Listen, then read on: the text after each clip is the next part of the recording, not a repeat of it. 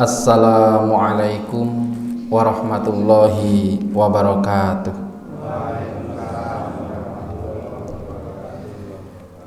Alhamdulillahi rabbil alamin, wa bihi nasta'inu ala umuri dunya waddin, wa ala alihi wa ashabihi ajma'in, amma ba'd. Bapak Ibu hadirin rahimakumullah, alhamdulillahi rabbil alamin. Puji dan syukur marilah senantiasa kita panjatkan kehadirat Allah Subhanahu wa ta'ala. Pada kesempatan pagi ini alhamdulillah kita bisa melaksanakan sholat subuh dengan berjamaah. Terlebih pada bulan ini, bulan Ramadan, insya Allah pahalanya akan senantiasa ditambah dan ditambah oleh Allah Subhanahu wa ta'ala. Amin. Sholawat dan salam tak lupa kita haturkan kepada junjungan kita Nabiullah Muhammad sallallahu alaihi wasallam. Bapak Ibu hadirin rahimakumullah, melanjutkan pertemuan pada waktu Isya tadi malam, bahwa Allah Subhanahu wa ta'ala memerintahkan kepada kita semua untuk beribadah. Dan sebaik-baik ibadah kepada Allah adalah melaksanakan sholat. Sholat tepat waktu, sholat di awal waktu. Menika perintah Allah Subhanahu wa ta'ala. Fa idza qadaitumus shalah fadhkurullah qiyaman wa qu'udan wa 'ala junubikum faidat maknangtum faaqimus sholah innas sholata kanat alal mu'minina kitabam mauquta. Apabila kamu telah selesai sholat, maka ingatlah kepada Allah sewaktu berdiri, duduk dan berbaring. Kemudian kalau sudah aman tentram, maka kerjakanlah sholat itu sebagaimana biasa. Sesungguhnya sholat itu diwajibkan kepada orang-orang mukmin dengan tertentu waktunya. Surat An-Nisa ayat 103. Bapak Ibu hadirin rahimakumullah, begitu pentingnya ibadah sholat. Dalam melaksanakan ibadah sholat, kita harus senantiasa mengikuti apa yang menjadi petunjuk Rasulullah Muhammad sallallahu alaihi wasallam. Qul in kuntum tuhibbunallah fattabi'uni yuhibbukumullah wa yaghfir lakum dzunubakum wallahu ghafurur rahim. Kalau kita mengaku cinta kepada Allah, maka ikutilah Rasulullah menikah. Kemudian dalam hal khusus mengenai sholat, Rasulullah wanti-wanti betul bahwa ibadah ini bukan ibadah yang semaunya, tetapi harus betul-betul sesuai dengan tuntunan. Shollu kama ra'aitumuni usolli. Sholatlah kamu sebagaimana kamu melihat aku sholat. Bapak Ibu, sholat itu harus berdiri tegak, menghadap kiblat, berniat ikhlas karena Allah Subhanahu wa ta'ala.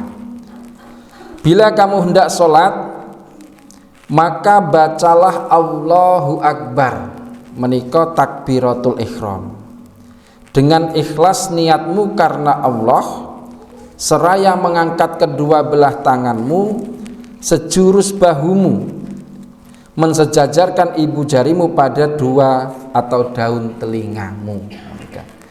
Jadi takbiratul ihram nggih, setelah menghadap kiblat takbiratul ihram Allahu Akbar menika nggih sebab mboten teng ngajeng ngeten iki tapi sebau menika Allahu Akbar. Bapak Ibu, untuk niat ini adalah urusan hati. Maka niat sholat pun cukup sebenarnya di dalam hati. Tetapi memang terkadang ada yang melafalkan niat dan terkadang juga agak keras, sehingga orang yang ada di sebelahnya itu biasanya bisa mendengar. Dengan lafadz usolli fardhos subhi rakaataini mustaqbilal kiblati, ada makmuman lillahi ta'ala menika. Kalau jadi makmum, tetapi sebenarnya cukup di dalam hati pun insya Allah Allah pirsa.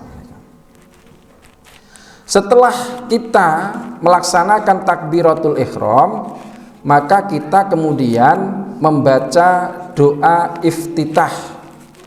Doa iftitah ada dua redaksi yang kita ketahui. Yang pertama adalah Allahumma ba'id baini wa baina khotoyaya kama ba'atta bainal masyriqi wal maghrib. Allahumma nakini minal khotoya kama yunaqqas thawbul abyadu minad danas. Allahumma sil khotoyaya bil ma'i wasalji wal barad. Atau bisa jadi boleh juga menggunakan redaksi yang kedua, wajjahtu wajhiya lilladzi fataras samawati wal ard hanifa wa ma ana minal musyrikin. Inna sholati wa nusuki wa mahyaya wa mamati lillahi rabbil alamin. Menika tasih panjang, ada agak panjang menika. Kalau kita menggunakan Allahumma ba'id baini, sekali lagi maknanya adalah meminta pertolongan kepada Allah agar dijauhkan kita dari kesalahan-kesalahan kita, bagaikan jauhnya antara timur dan barat. Terus minta dijauhkan dari kesalahan dan dosa, artinya mohon ampunan dari Allah Subhanahu wa ta'ala. Terus kita juga minta dibersihkan dosa-dosa kita, bagaikan dibersihkannya kain putih dari kotoran. Dan juga yang ketiga itu adalah mohon kepada Allah, cucilah segala kesalahanku dengan air salju dan air hujan beku. Prinsipnya iftitah kita baca itu sekali lagi mohon kepada Allah agar diampuni dosa kita, dijauhkan dosa kita antara timur dan barat. Setelah kita membaca doa iftitah, Bapak Ibu, lajeng kita membaca surah Al-Fatihah. Surah Al-Fatihah ini biasanya diawali dengan memohon perlindungan kepada Allah dari godaan setan dan yang terkutuk. A'udzu billahi minasyaitonir rajim. Bismillahirrahmanirrahim. Dan itu pun cukup di dalam hati mereka. Kalaupun toh kemudian ada yang melafalkan Bismillahirrahmanirrahim, itu juga tidak apa. Tapi kita sering menggunakan bahwa Bismillahirrahmanirrahim menika cukup disir, artinya dibaca pelan. Kemudian bacaan Al-Fatihah Alhamdulillahi Rabbil Alamin Ar-Rahmanir-Rahim Maliki Yaumiddin Iyyaka na'budu wa iyyaka nasta'in Ihdinas siratal mustaqim Siratal ladzina an'amta alaihim Ghairil maghdubi alaihim waladdallin. Amin. Bapak Ibu, bacaan Al-Fatihah ini maknanya dibagi dua. Yang pertama adalah pujian kita kepada Allah Subhanahu wa ta'ala. Alhamdulillahi Rabbil Alamin. Segala puji bagi Allah. Ar-Rahmanir-Rahim. Tuhan semesta alam, Maha Pemurah lagi Maha Penyayang. Maliki Yaumiddin, yang menguasai hari pembalasan. Iyyaka na'budu wa iyyaka nasta'in, hanya kepada Engkaulah kami menyembah dan hanya kepada Engkaulah kami mohon pertolongan.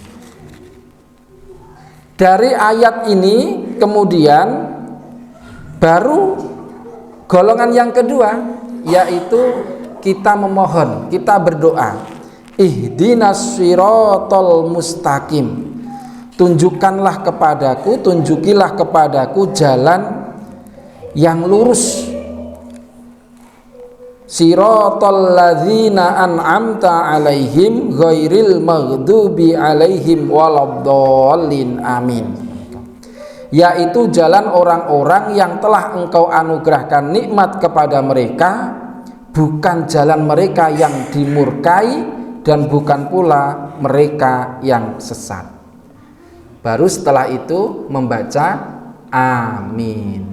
Bapak Ibu, diterangkan bahwa fa idza qara'tal qur'ana fasta'idz billah minasyaitonir rajim.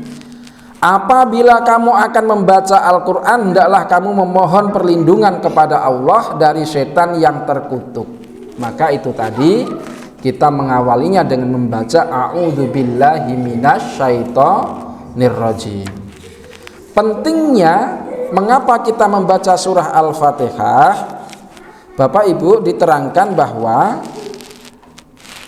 la sholata liman lam yaqra bi fatihatil kitabi. Rasulullah ngendika, tidak sah sholatnya orang yang tidak membaca Al-Fatihah atau permulaan kitab. Dados kita sholat jamaah ataupun sholat sendirian, surah Al-Fatihah harus dibaca. Itu kalau menurut keterangan ini. Tetapi kalau dalam riwayat yang diterangkan oleh sebagian pengikut mazhab Hambali, makmum itu tidak membaca Al-Fatihah. Diterangkan, man kana lahu imamun faqiraatul imami lahu qiraatun. Barang siapa yang memiliki imam dalam sholat, maka bacaan imam menjadi bacaannya pula. Ditegaskan juga wa idza qara'a fa'ansitu. Apabila imam membaca maka dengarkanlah. Bapak Ibu, penjelasannya adalah dalam beberapa riwayat yang lain menika dikuatkan, nalika imam itu membaca kanthi bacaan dzohar dikeraskan, maka kita mendengarkan. Saat sholat subuh, Rasulullah selesai membaca Al-Fatihah, kemudian membaca surat, imam makmumnya, para sahabat itu membaca Al-Fatihah dan surat dengan agak keras. Kemudian ditegur oleh Rasulullah Muhammad Sallallahu Alaihi Wasallam, apakah kamu sekalian membaca dalam sholatmu di belakang imammu, padahal imam sedang membaca? Janganlah kamu mengerjakannya. Hendaklah masing-masing kamu membaca Al-Fatihah sekedar didengar olehnya sendiri. Bapak Ibu, nalika imam membaca Al-Fatihah, kita mendengarkan sebagai makmum, mirengaken. Setelah kemudian ghairil maghdubi alaihim waladdallin, karena ini bagian doa, diriwayatkan kita membaca amin. Dan amin itu juga harus bersama-sama dengan imam. Mboten dhewe-dhewe, imame dhewe terus engko makmume amine nggih dhewe mboten, tapi bersama-sama. Karena kalau membaca aminnya itu bersama-sama, maka insya Allah akan didoakan oleh para malaikat dan diampuni dosa-dosanya yang telah lalu. Menika dipun terangaken dalam sebuah riwayat, sungguh barang siapa yang bacaan aminnya bersama dengan bacaan imam, maka bacaannya akan bersama dengan malaikat, tentulah diampuni dosanya yang telah lalu. Jadi kalau sholatnya itu sholat yang sir, makmum menika membaca Al-Fatihah, tapi cukup didengar oleh sendiri. Dengar sendiri niku nggih cukup telinganya sendiri yang dengar, mboten usah seru-seru. Karena tatkala kita membaca dalam bacaan sholat, dalam semua gerakan menika kok keseron, niku biasanya dapat mengganggu yang ada di sebelahnya. Cukup alhamdulillahirabbil alamin. Pokoknya dikinten-kinten mawon telinganya sendiri yang mendengar menika. Prinsipnya adalah pengakuan bahwa Allah menika maha suci, mengagungkan Allah, lajeng berdoa minta pertolongan kepada Allah untuk ditunjukkan jalan yang lurus, diselamatkan menika. Setelah membaca surat Al-Fatihah, ya, satu pun jelas ya Bapak Ibu, dadi makmum niku langkung gampil, karena insya Allah tatkala ada bacaannya yang kurang sempurna menika saged ditanggung imam. Jadi imam menika juga tidak mudah karena harus mengetahui kondisi jamaah. Kados ngeten iki kula jane nggih pun gelisah wong kabeh do ndingkluk. Artinya nggih nek mboten tilem ya jane memperhatikan, ngangen-ngangen. Ning muga-muga memperhatikan ngangen-ngangen. Kemudian Bapak Ibu, setelah Al-Fatihah, kemudian amin bersama, maka kita dituntunkan untuk membaca surat dari Al-Quran. Nah, surat menika memang sebaiknya adalah surat-surat yang familiar, surat-surat yang lazim didengar oleh kita. Contohnya wal asri innal insana lafi khusrin illal ladzina amanu wa amilus solihati wa tawasau bil haq wa tawasau bis sabr. Karena begini, kalau bacaan suratnya itu bacaan yang asing dan jamaah menika tidak mengetahui, paling tidak ngangen-ngangen kayak tentang opo dan lain sebagainya, menika terkadang menyebabkan nyun sewu nggih nek kelas awake dhewe iki ora malah kusuk malah mikir werna-werna. Malah nek sing batin bener bacaane apik ning dawa ki ya.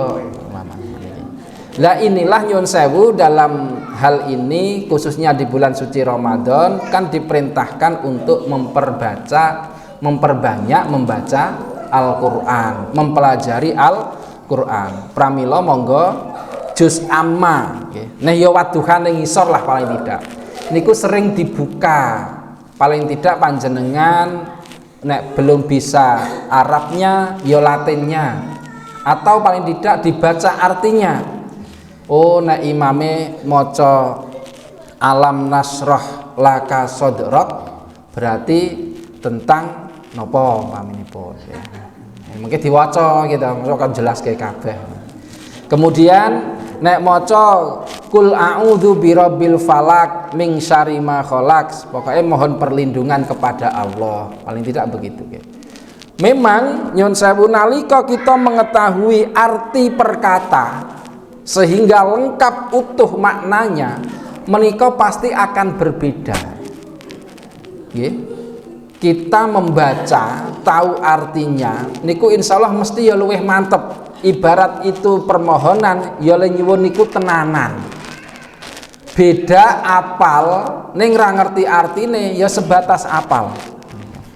Jadi pramila surat-surat menika monggo nggih, surat-surat menika saestu kita baca pelan-pelan dan kita mengetahui memahami artinya menika. Bapak Ibu, setelah kita membaca surat dalam Al-Qur'an, dalam riwayat salat-salat tertentu menika bacaannya yang sering digunakan oleh Rasulullah juga ada menika. Contohnya menika adalah salat Jumat. Salat Jumat niku rakaat pertama sabihis. Setelah itu wan naziati napa niku? Pokoke bar sabihis niku kula rada lali niku. Hal ataka. Nek akeh cah cilik do playon ya wis digawe kulhu. Karena nyon sewu, memang itu juga pernah dilakukan oleh Rasulullah. Nalika salat enten cah cilik nangis. Kemudian Rasulullah mengganti suratnya pendek dan agak mempercepat. Ya nek jamaah tua-tua, akeh cah cilik niki ya dikondisikan disesuaikan. Kemudian Bapak Ibu, setelah membaca Al-Fatihah, kemudian membaca surat, maka kita melakukan rukuk dengan tumak ninah, artinya berhenti sejenak dengan tenang, dengan mengangkat kedua tangan seperti bagaimana takbir permulaan saat kita sholat. Dados nek pun sendagep maca surat rampung niku Allahu Akbar, rukuk niku sejajar nggih Bapak Ibu. Pandangan mata lurus ke tempat sujud, orang lirik jempole kancane. Lurus diposisikan, punggung dan kepala menika lurus. Nek kula riyen zaman ngaji diwanti-wanti nek pas rukuk kuwi seolah-olah dikei papan ning dhuwure iki aja miring. Dadi ora entuk kending kluen, nggih njlungup ya ta. Nek kendangaan mlotrok. Nah, jadi lurus. Harapannya betul-betul itu tumak ninah menika. Melapangkan meratakan punggungmu dengan lehermu, memegang kedua lututmu dengan dua belah tanganmu. Insya Allah Bapak Ibu, niku pun ukuranipun yang diberikan Gusti Allah niku wis mesti pas. Ora kok ceritane niku kedawan tangan. Jadi jenggelek ngoten tidak, tapi insya Allah tetap pas. Ya nek umpama pasih memang kudu dilebarkan sedikit, monggo. Prinsipnya kita berusaha punggung, kepala, leher itu adalah satu garis lurus menika. Bapak Ibu hadirin rahimakumullah, masih banyak gerakan sholat lainnya, tapi insya Allah nanti akan kita sampaikan pelan-pelan. Prinsipnya Bapak Ibu, mangke gandeng sholat niku ibadah yang sangat penting. Monggo nggih. Tidak cukup hanya ngrungokke ceramah seperti ini, tapi monggo panjenengan juga membaca-baca tentang bacaan sholat agar paling tidak senajan ra ngerti artine full semua ning maksude kira-kira pas pas rukuk niku adalah doa begini, pas sujud doa begini, iftitah itu doa begini, dan lain sebagainya. Mudah-mudahan yang sedikit ini ada manfaatnya. Jika ada kekurangan mohon maaf yang sebesar-besarnya. Monggo kita pungkasi kanthi waosan tahmid bersama. Alhamdulillahirabbil alamin. Assalamualaikum warahmatullahi wabarakatuh.